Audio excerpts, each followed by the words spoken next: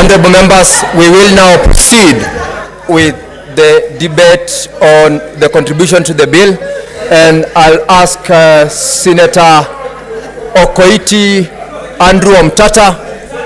Senator Omtata, proceed your contribution. Mr. Speaker, sir, protect me from the Honorable members, Senator Mundigi, resume your seat. Senator Kinyua, please resume your seat. Honorable members, can the senator be heard in silence? Proceed, Senator Okoiti. I've lost some time. Mr. Speaker, sir, I'll begin by saying that the Kenya Kwanza side seems to have made unconstitutional promises to the people of Kenya. From what I've been saying, that they are promising this thing on their manifesto. Number two, I would like to inform them that I'm not part of the Azimio. There's a third side, I'm an independent voice. I'm not part of Azimio, so I did not have anything on affordable housing. Point number three, there was a decision of the court, and this bill has not addressed it at all.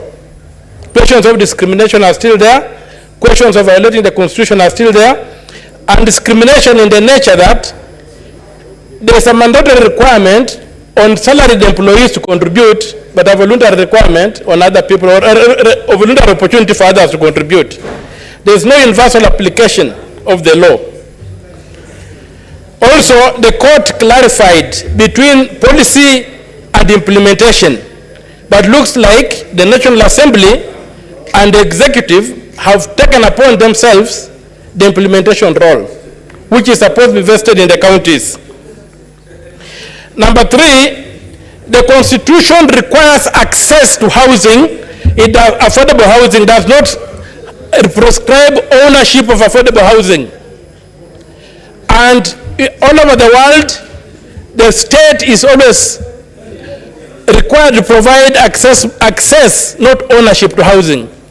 So where the Kenyan government is getting the impression that it can expand the Constitution or the Parliament, I don't know. Access cannot be read to mean ownership. So the entire act violates Article 43, Clause 1, Clause B, upon which it is proposed to be anchored.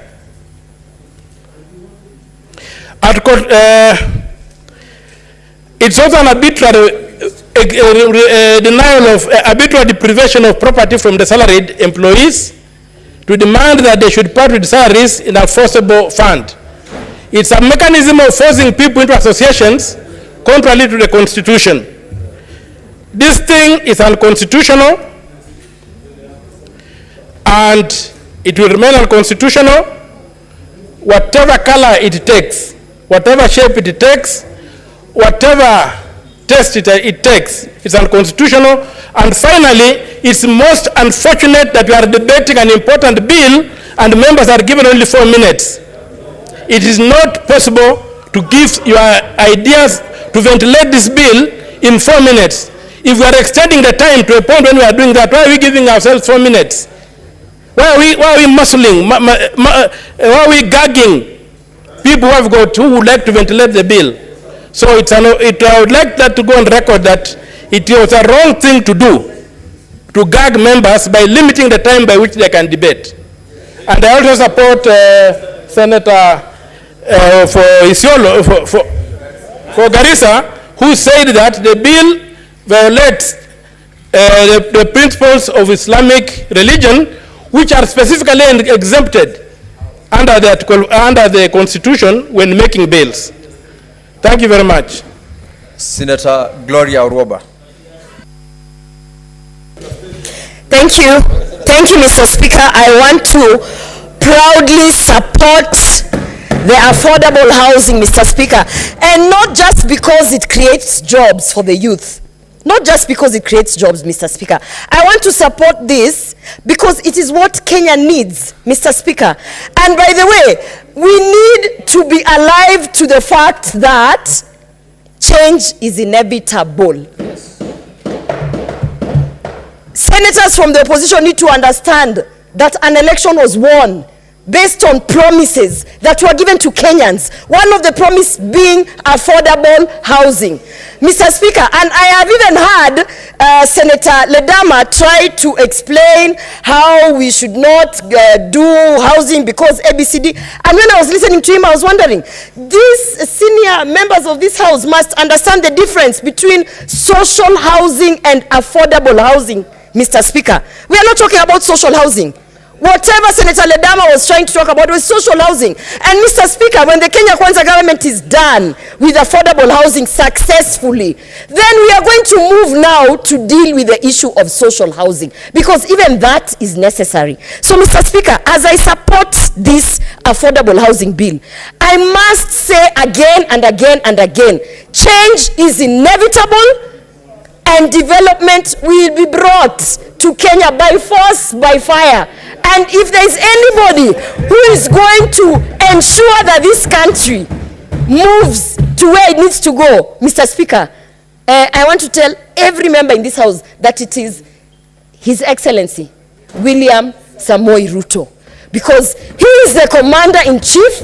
And I can tell you, Mr. Speaker, today being we are from the women caucus, Mr. Speaker. I can tell you that the men who are opposing this affordable housing, half the time they are not even at home. They do not understand the deplorable houses that they are living, all the women who they have children with out there, Mr. Speaker. As a woman who is here in this house, Mr. Speaker, we want to live in conditions that are befitting for us women. So we are tired of living in the slums, and we are tired of you people just sending your baby mamas left, right, and center and coming to the house to fight affordable housing. Mr. Speaker, the president has the interests of all women at heart, and this is why when I support this bill, I want to say that I'll be at the front of that list to ensure that women are being prioritized, those women in the slums, those women who do not have any form of dignified living, Mr. Speaker. So I support this bill, and I urge Senator Ledama to go and read the difference between social housing and affordable housing. Thank you. Senator Okech Eddie.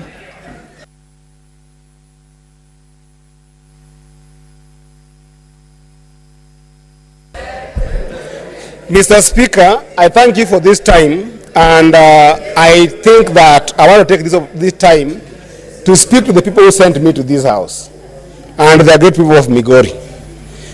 The people of Migori, I want to report to you that in the National Assembly, 2 MPs of Kenya Kwanza, just in this past weekend, went to their villages and chased KRA officials away, opposing a bill on taxation and finance bill that they so much championed for. And I'm telling you, the people of Migori, that I'm in a Senate today, that I can see the same trend of people standing to support what is wrong.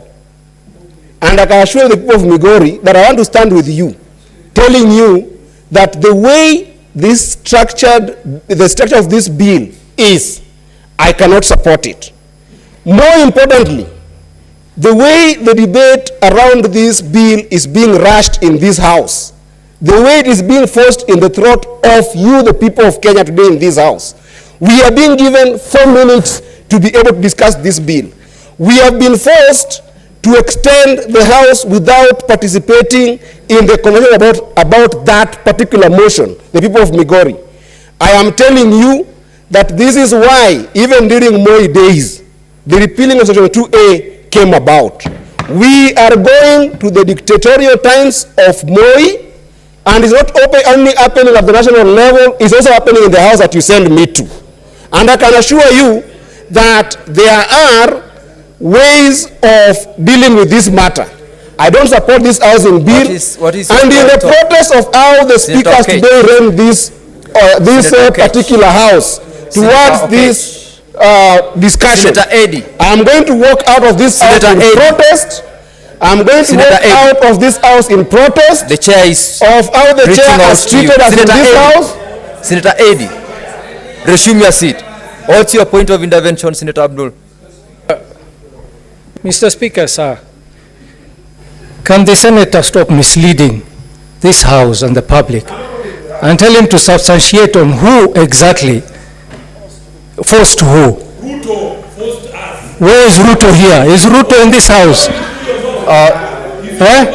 Senator Eddie. If senators have decided that the debate is going to be 4 minutes and we're going to extend the House, who is forcing who? It's the senators who've decided.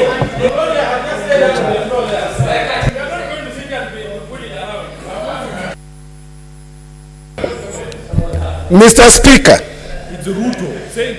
the president of this country, President William Ruto, where he sits, he knows that I've got nothing against him. But he believes in what I believes in. That as a president, he will come and go.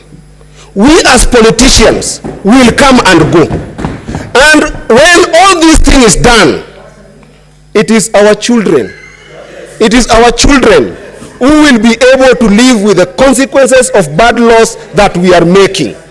The person who is saying that tutawacha manyumba, Mr. Speaker, the person who is saying that tutawacha manyumba, Mr. Speaker, is somebody who is enjoying serious mortgage, is somebody who is enjoying serious mortgage, and he knows very well that this particular proposal that we are having here is people in Embu are staying in villages. The president is proposing that the houses are being made in Nairobi, not villages, where his people are living in thatched houses, where his people are living Eddie, you want to be informed? Mr. Speaker, can you protect me? My time is still here. You want to be informed? Mr. Speaker, can you protect me? Order, Senator Mr. Abbas. Speaker. Your time is up, Senator Eddie. You are protected, Senator Eddie, but your time, unfortunately, is up. Resume your seat. Resume your seat, Senator Eddie. Order, Senator Karungu. Order, please. Order, honorable members. Let us give an opportunity to members who've been given the time to speak. Senator Mundigi.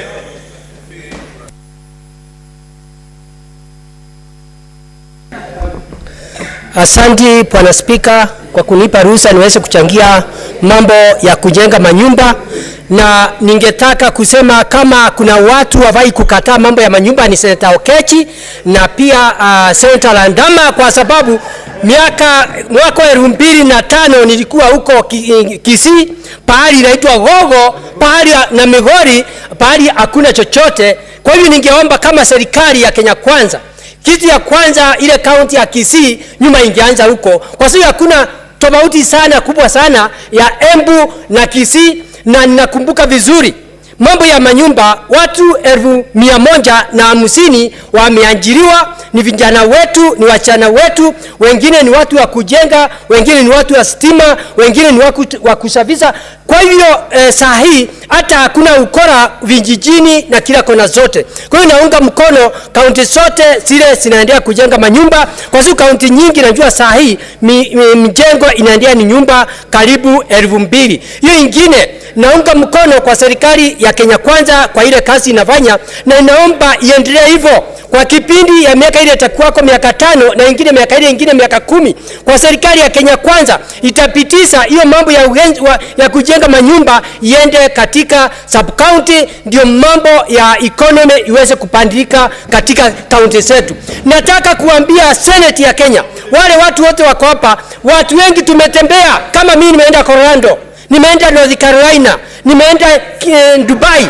Ile mambo nimeona huko haikuanza saa hii, ilianza na mambo mengi. Kwa sababu nakumbuka hata ukienda kule mambo watu wanalamika mambo ya gari, vile mtu analipa kutoka asubuhi mpaka jioni shilingi 100. Kule unalipa masaa 2 shilingi 200, na ikiisha hiyo masaa unaondoka. Kwa hivyo naomba serikali ya Kenya Kwanza, walio wengi na walio wachache, tuungane pamoja ndio tuweze kupitisha mambo ya kujenga manyumba, ndio tuweze kupandisha Kenya yetu juu ya economy recovery na kila mambo ingine. Kwa hivyo nataka kukosoa wale walio wachache, watuunge mkono serikali ya William Ruto na Rigathi Gachagua kwa hii kipindi ya miaka 5 na ingine miaka 5. Tutaendelea hivyo na tutawashinda, na mambo ya nyumba itakuwa inaonekana kila kona sote. Sio mambo ya manyumba peke yake, kuna mambo mengi inavaa serikali ya Kenya iweze kuangalia. Tumeona mambo ya fertilizer, mambo mingi tumeona. Kwa hivyo tuunge mkono serikali ya Kenya Kwanza. Asante.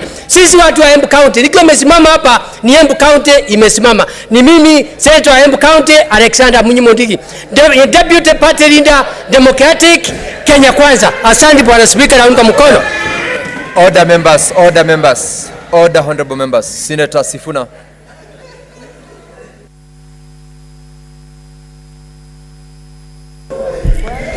Mr. Speaker, nothing surprises me anymore these days. I have listened quietly in shock as a classmate of mine at the University of Nairobi Law School misleads the House on the provisions of the fourth schedule of the Constitution of this country that very clearly, Mr. Speaker, distinguishes between housing policy that is a national government and housing itself, which is a devolved function. Mr. Speaker, there will be passionate representations from our colleagues from the majority, but I have lived long enough to see in the space of less than 6 months people arguing as passionately as I can see my colleagues in the majority arguing for a bill in the National Assembly, the finance bill, only for them to turn around and realize that what they were arguing very passionately for was something that was against the interest of their own people. We in the minority have objected to this bill, and I want to go on record as objecting to this bill on principle, because we believe that housing is a devolved function, and as a senator sworn to protect devolution and the interest of their counties, I cannot in good faith support this particular bill. Mr. Speaker, in the fullness of time, I want to believe that one day reason will come to our country. But as it is right now, because we understand our position, as a minority, we know we are outnumbered in this House. As a whip, I can only guarantee 16 votes in support of devolution in this House. I know that I am in the minority. But what is heartbreaking, Honorable Speaker, is that a key tenet of